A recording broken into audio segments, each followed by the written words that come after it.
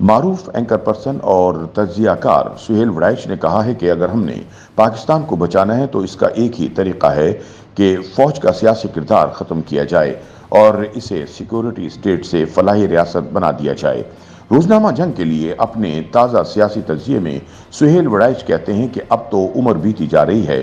ہر حکومت کے بدلنے پر ہم خواب دیکھتے ہیں کہ وہ صبح اب آئے گی جب ہماری ریاست سیکورٹی کو ترجیح دینے کی بجائے عوامی فلاح پر توجہ دے گی۔ عوام ہر جمہوری حکومت سے توقع باندھتے ہیں کہ اب آئین کی سربلندی ہوگی، جمہوریت کی طرف توجہ ہوگی، میڈیا آزاد ہوگا، عدلیہ انصاف کے مطابق فیصلے کرے گی، اختلاف رائے کو برداشت کیا جائے گا، سیاسی مخالفوں کو جیلوں میں ڈالنے کے بجائے ان کی آواز پارلیمان میں گونجنے لگے گی۔ لیکن شوم یہ قسمت ایسا ہوتا نظر نہیں آ رہا۔ اس ملک کو معرض وجود میں آئے پون صدی ہو چکی ہے، مگر وہ صبح آئی ہی نہیں رہی بلکہ مزید دور ہوتی جا رہی ہے۔ سہیل وڑائچ کہتے ہیں کہ مسئلہ بڑا سادہ ہے۔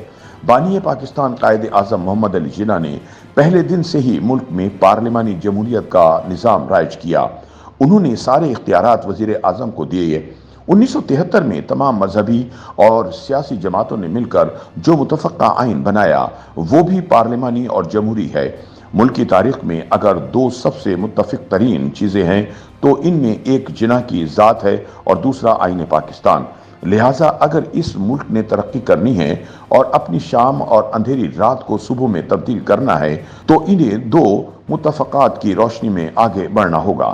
پاکستانی سیاست میں فوج کے کردار پر تنقید کرتے ہوئے سہیل وڑائچ کہتے ہیں کہ گزشتہ دنوں ISPR کی پریس کانفرنس میں جہاں 9 مئی پر مقتدرہ کا رد عمل سامنے آیا، وہاں کچھ حیران کن جوابات بھی سننے کو ملے۔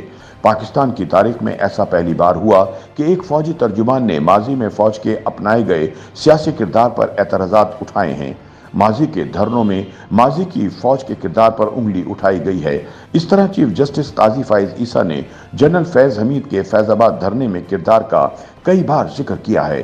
سہیل وڑائچ کے بقول اگر تو واقعی ماضی کی غلطیوں کے اعتراف کا وقت آ گیا ہے تو یہ بڑی خوش آئین بات ہے اور اس کا مطلب ہے کہ ہم پھر سے صبح کے خواب دیکھ سکتے ہیں۔ مگر میرے خیال میں وہ صبح تبھی آ سکتی ہے جب پاکستانی درسی کتابوں میں گھسائی گئی جھوٹی کہانیاں بے نقاب کی جائیں۔ کمانڈر عبدالرب کی صدر سکندر مرزا کے بارے میں بنائی گئی جھوٹی کہانی بے نقاب ہو۔ اس جھوٹی کہانی کی بنا پر صدر سکندر مرزا کا بوریا بستر گول کر کے اقتدار جنرل ایوب خان کے سپرد ہوا۔ اس بارے جھوٹی کہانی یہ بنائی گئی کہ سکندر مرزا ایوب خان کو گرفتار کرنے کی منصوبہ بندی کر رہے تھے۔ ایوب دور میں سکندر مرزا جلا وطن رہے اور ان کا موقف کبھی سامنے ہی نہیں آنے دیا گیا۔ اس طرح وہ صبح تبھی آئے گی جب یہ پتہ چلایا جائے گا کہ ایوب خان نے مستعفی ہوتے وقت اپنی ہی تشکیل کردہ آئین کے مطابق اقتدار سپیکر کے حوالے کرنے کے بجائے جنرل یحییٰ خان کے سپرد کیوں کیا تھا۔ سہیل وڑائچ کہتے ہیں کہ ہمیں جس صبح کا انتظار ہے وہ تب طلوع ہوگی جب ہماری عدالتیں مارشل لا لگانے والے جنرل ضیاء الحق کو آئین کے آرٹیکل 6 کے تحت سزا سناتی، لیکن افسوس کہ ان عدالتوں نے الٹا پاکستان کو پہلا متفقہ آئین دینے والے ذوالفقار علی بھٹو کو سزائے موت سنا ڈالی۔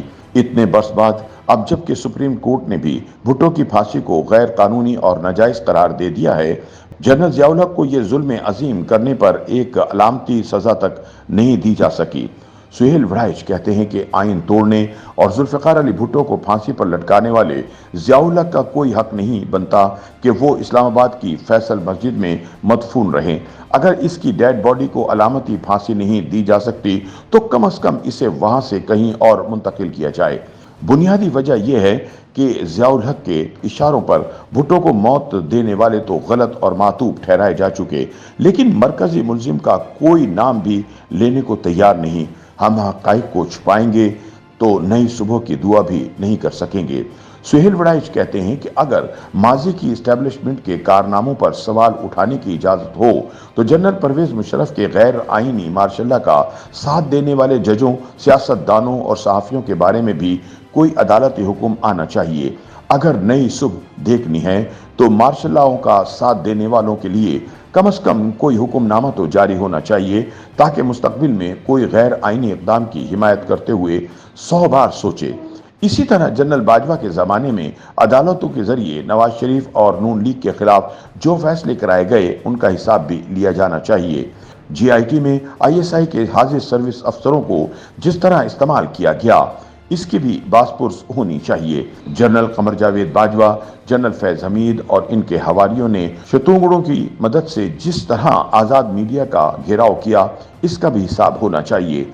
हकीकत तो यह है कि जनरल अहमद शुजा पाशा, जनरल जहीरुल इस्लाम और फिर जनरल फैज हमीद के ज़माने में जो गलतकारियां की गईं, उन्होंने सियासत, सहाफत, अदालत और माशरे को तबाह करके रख दिया।